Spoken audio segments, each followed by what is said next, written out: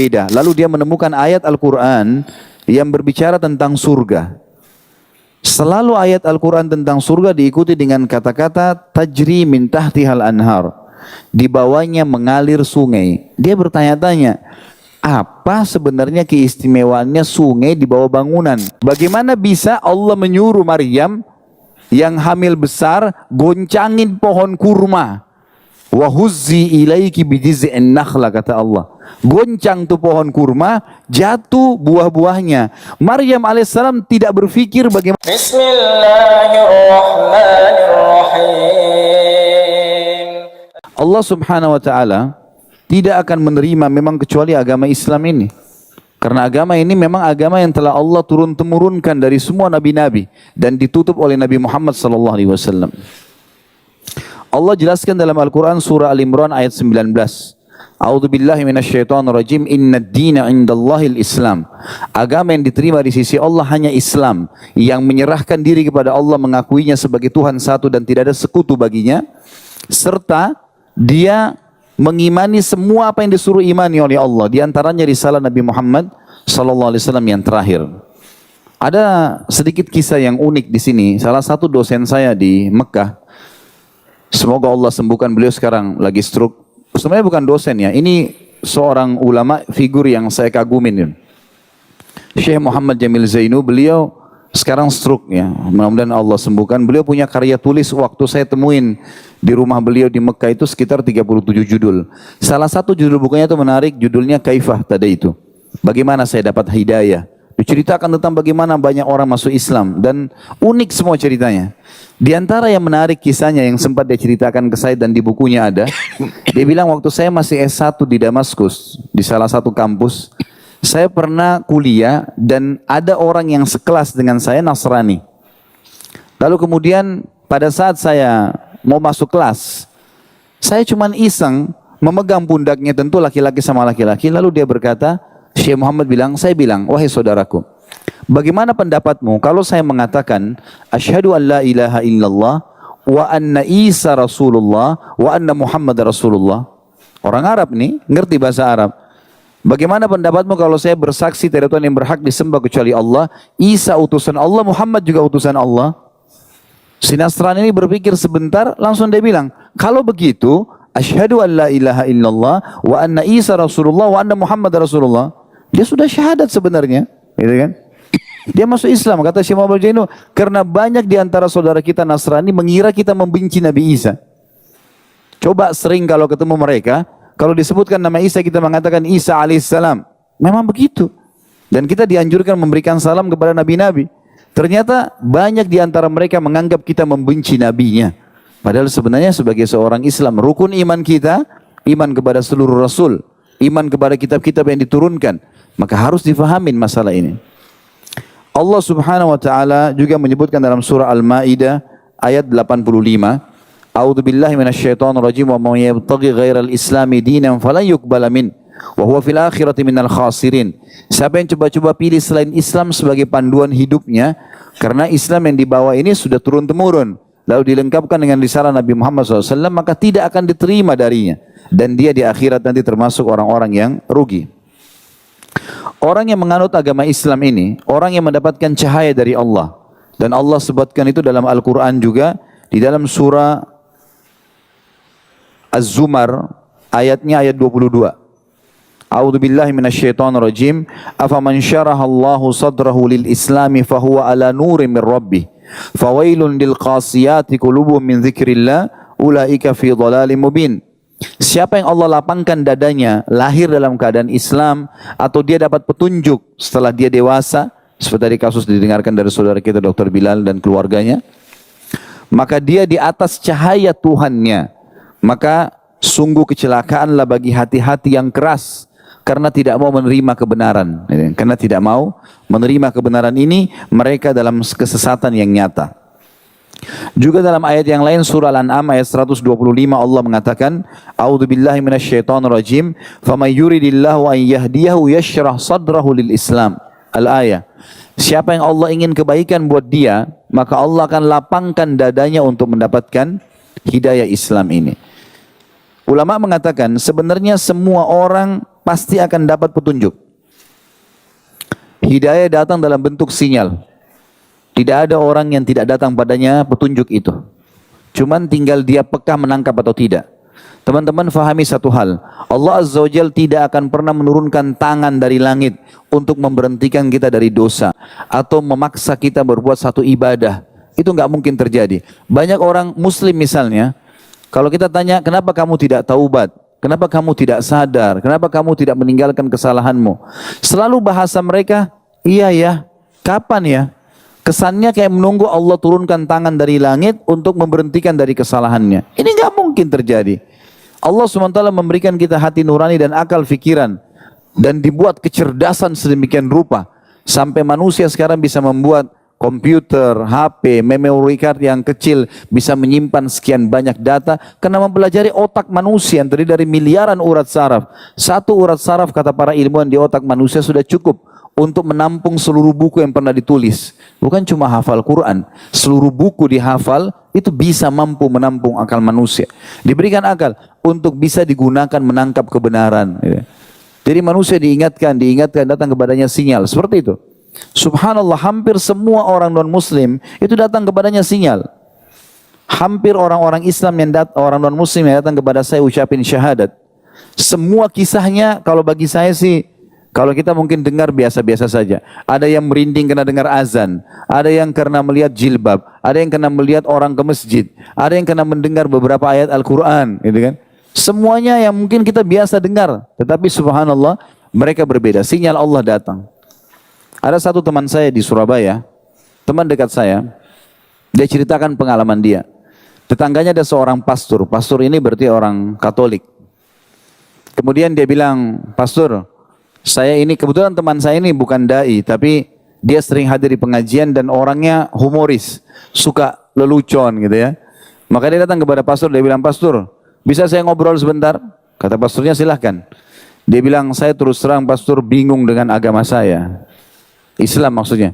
Padahal orang ini istiqomahnya luar biasa, suka dengan Islam, Islam. Tapi dia bilang gitu, ini cara dia ya. Kemudian pastornya dia bilang, ini saya yang lebih bingung lagi. Ada Al-Quran dan ada terjemahan bahasa Indonesia. Ada satu surah dalam Al-Quran yang membuat saya lebih bingung dengan Islam. Ini surah Al-Ikhlas. Ada kalimat dalam Al-Ikhlas, lam yalid walam yulad. Tidak beranak, tidak diperanakkan. Tuhan itu enggak punya asas, enggak ada orang tuanya, dan tidak ada juga jalurnya ke bawah. Enggak ada anak-anaknya. Karena kalau ada orang tua, pasti ada kakek, nenek. Kalau ada anak, pasti ada cucu dan cicit dan seterusnya.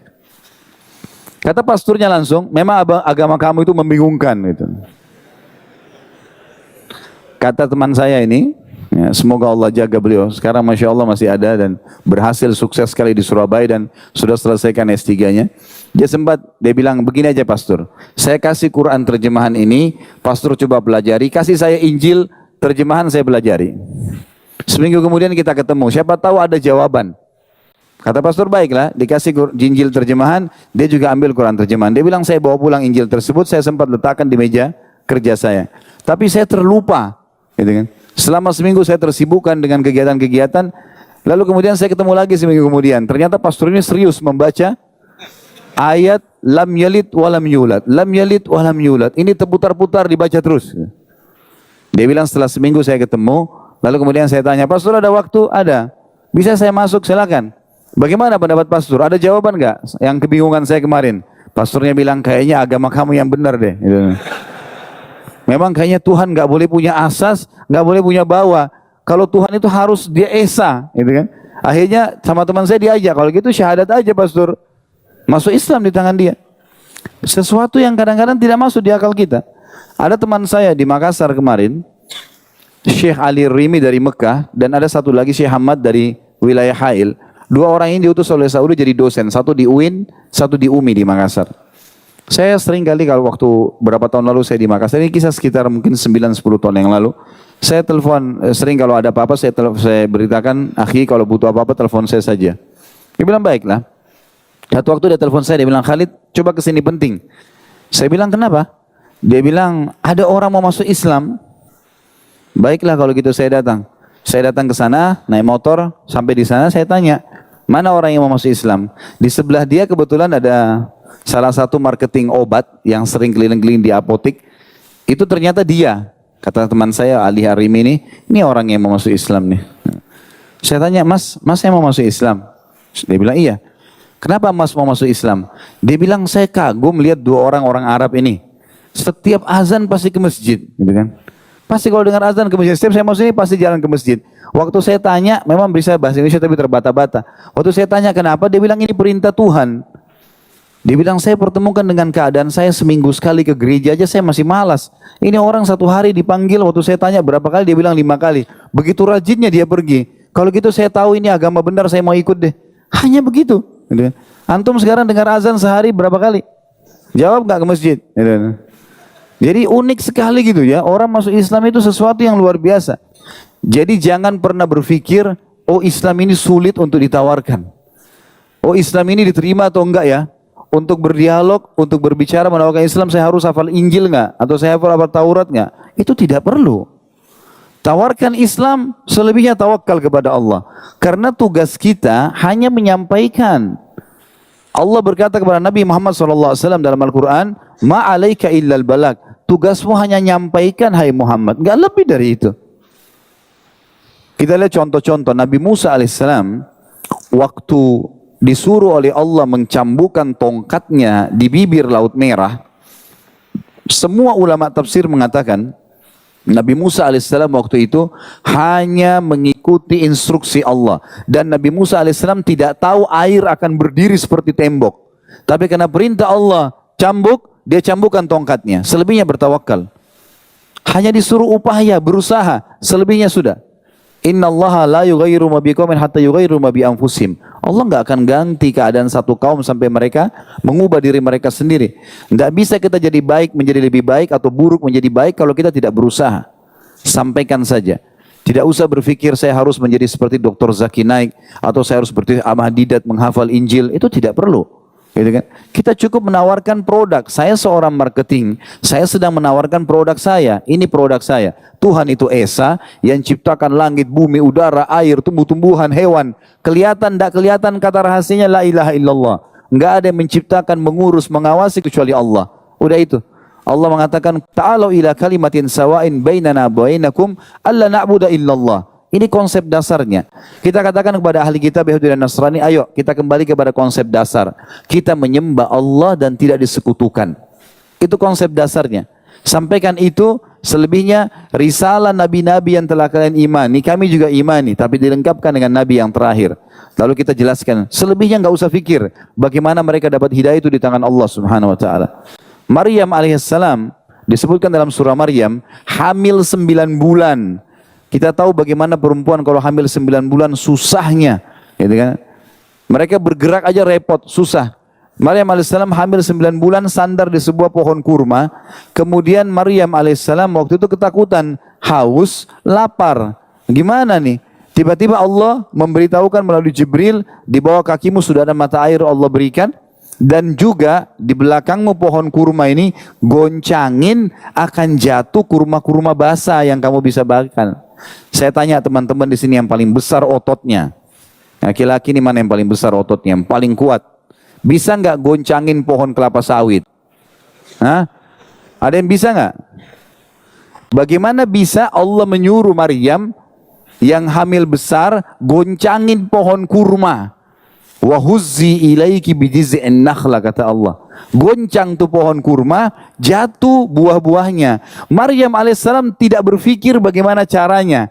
Begitu dia niat, tangannya disentuhkan ke batang pohon, goncang sendiri pohonnya. Tugasnya cuma menyampaikan, tugasnya cuma menjalankan, gitu kan? Itu saja, tidak lebih daripada itu.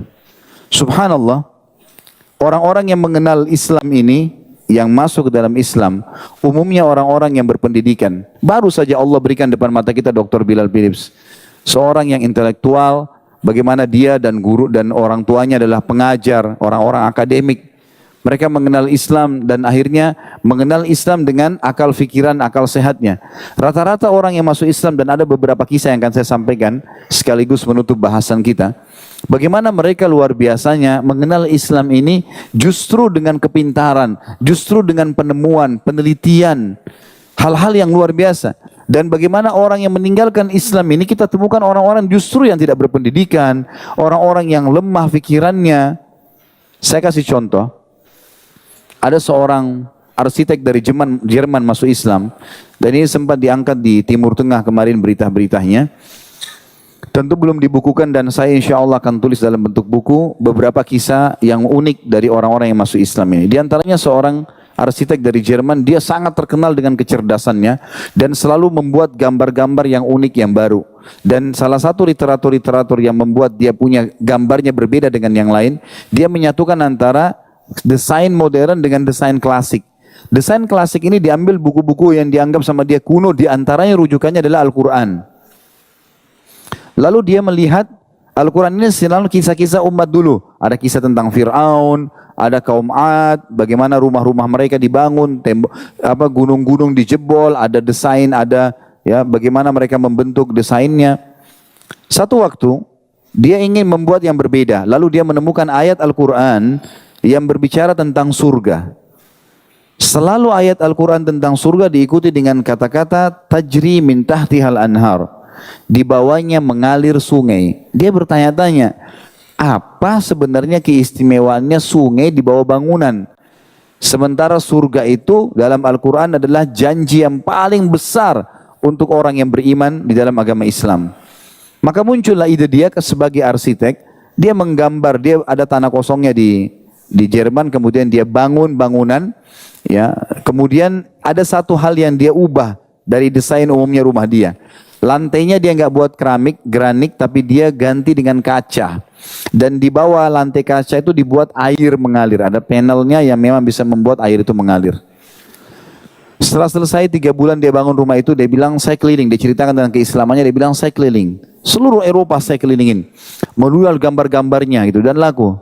Dia bilang selama 2 bulan saya keliling itu capeknya luar biasa. Letih, dia bilang. Setelah itu saya pulang, begitu tiba di bandara, saya nggak pulang ke rumah yang ada istri saya, tapi saya datang ke rumah yang baru dibuat. Tiba-tiba muncul ide saya itu. Dan ini sebab dia masuk Islam. Dia bilang begitu saya masuk rumah, saya nyalain semua panel-panel listriknya, nyala semua, termasuk ada panel listrik yang menyalakan air yang ada di bawah lantai itu. Dia bilang begitu semua sudah menyala, saya duduk di sofa saya, menghadap ke arah salah satu dinding ruang tamu. Itu tiba-tiba penat saya dalam hitungan 5-10 menit hilang. Capek saya hilang semuanya. Lalu dia bilang saya bingung. Ini apa penyebabnya? Saya lihat warna wallpaper dinding saya sama saja, lampunya sama saja. Nggak ada sesuatu yang istimewa, dia bilang. Kecuali lantai, dia bilang. Saya coba matikan satu-satu, dimatikan lampu yang menerangin tembok, nggak ada perubahan. Dinyalain lagi, nggak ada perubahan. Satu-satu dicek sama dia. Terakhir subhanallah, waktu dia matikan semua lampu, tertinggal ya air yang mengalir di bawah lantai. Gelap ruangan, kemudian dia duduk. Lalu kemudian dia coba merenungi 5 menit dia cerita. Saya merenungi selama 5 menit dan saya tiba-tiba mendapatkan petunjuk dari Allah. Ternyata yang membuat capek saya hilang yang selama 2 bulan tadi karena mendengarkan suara gemercik air yang ada di lantai. Dan dia bilang, oh begini, ini rupanya sebabnya. Kenapa surga yang dijanjikan itu dikasih air. Orang Islam disuruh capek di dunia, di akhirat diberikan itu. Lalu dia masuk Islam gara-gara itu. Ada seorang anak muda di Amerika kemarin, masuk Islam, temannya di apartemen bersama dia, dan ini juga sempat diangkat di Timur Tengah.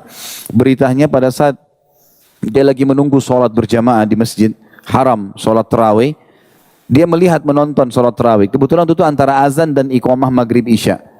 Temannya dari sebelah apartemennya datang, mengetuk pintunya, sahabat dekatnya satu kuliah, kemudian duduk. Ngobrol lah mereka, duduk di depan TV. Lalu orang Nasrani ini mengatakan, itu masjid kalian ya? Kata si Muslim, iya itu masjid kami. Kata si Muslim, kira-kira menurut kamu berapa orang yang kamu lihat tuh? Kena kamera lagi di atas, dari bawah, dari samping. Ini kamu lihat ini kira-kira berapa banyak orang?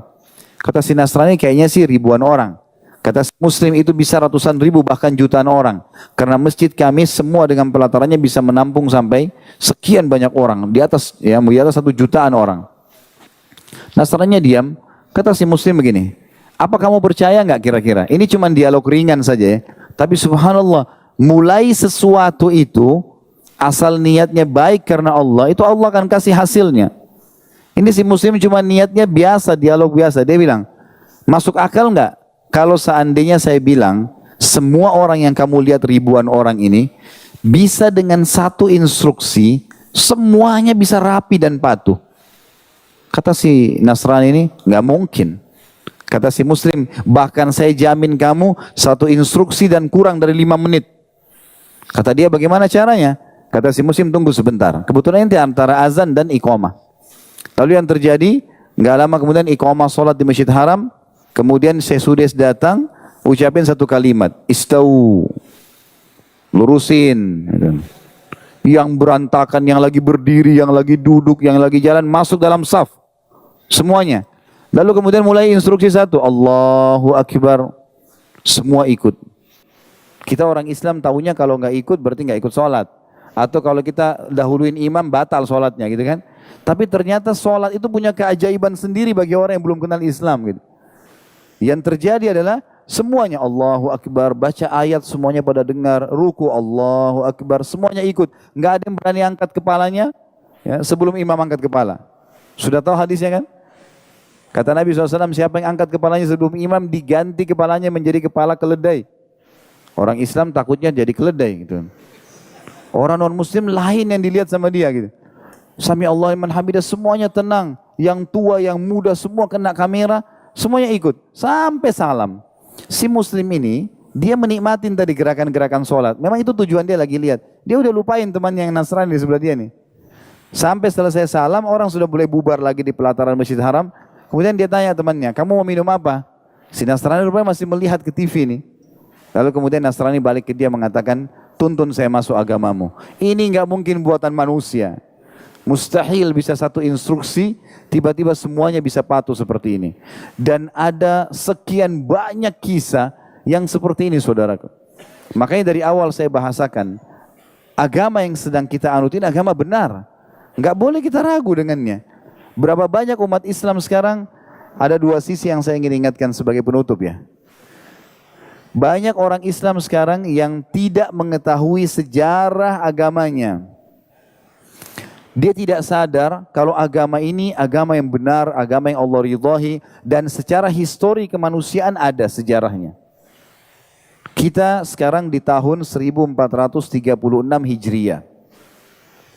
Dan saya bisa mengatakan di masjid ini teman-teman sekalian, kita telah berkuasa di dunia, menjadi contoh, panutan, orang-orang non-muslim pada belajar kepada umat Islam, itu 1335 tahun.